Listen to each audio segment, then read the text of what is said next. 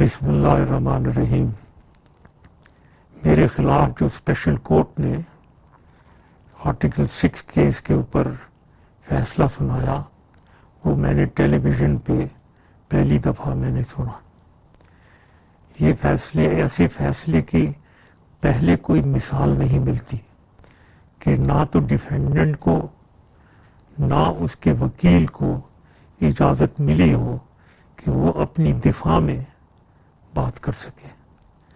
یہاں تک کہ میں نے یہ تک کہا تھا کہ اگر اسپیشل کمیشن کوئی ہو اس کو میں اسٹیٹمنٹ دینے کے لیے تیار ہوں، وہ ادھر آ جائیں میری اسٹیٹمنٹ لے لیں۔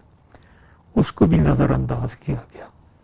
میں اس فیصلے کو مشکوک اس لیے کہتا ہوں کہ قانون کی بالادستی کو اس کیس کی سنوائی میں شروع سے لے کر آخر تک خیال نہیں رکھا گیا، بلکہ میں یہ بھی کہوں گا کہ آئین کے مطابق، کانسٹیٹیوشن کے مطابق اس کیس کو سننا ضروری نہیں ہے،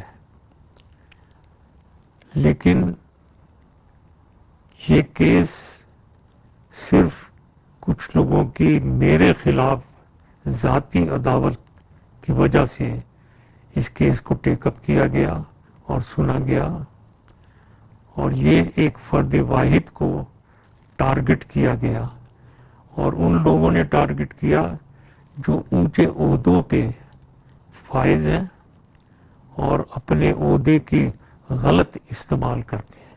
قانون کا مایوس کن استعمال فرد واحد کو نشانہ بنانا اور واقعات کا اپنی منشا کے مطابق چناؤ کرنا یہ ظاہر کرتا ہے کہ یہ لوگ کیا چاہتے ہیں۔ میں پاکستانی عدلیہ کا بہت احترام کرتا ہوں۔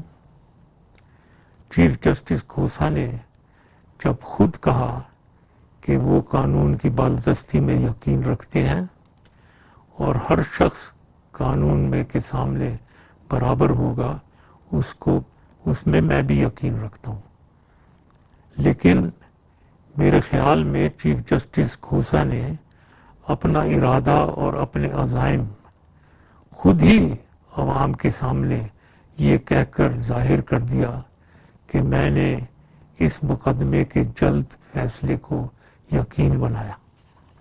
کیسے وہ جج جنہوں نے میرے زمانے میں اپنے لیے فوائد اٹھائے ہوں میرے ہی خلاف ججمنٹ دے سکتے ہیں؟ میں پاکستانی عوام اور پاکستانی آرم فورسز کا شکر گزار ہوں جنہوں نے پاکستان کے لیے میری خدمات کو یاد رکھا۔ یہ میرے لیے سب سے بڑا تمغہ ہے اور میں اسے اپنی قبر میں اپنے ساتھ لے کر جاؤں گا۔ میں اپنا اگلا لائے عمل اپنی قانونی ٹیم کے سے مشاورت کے بعد فیصلہ کروں گا، اور مجھے پاکستانی عدلیہ اور پر اعتماد ہے کہ وہ انصاف دیں گے اور قانون کی بالادستی کو مد نظر رکھیں گے۔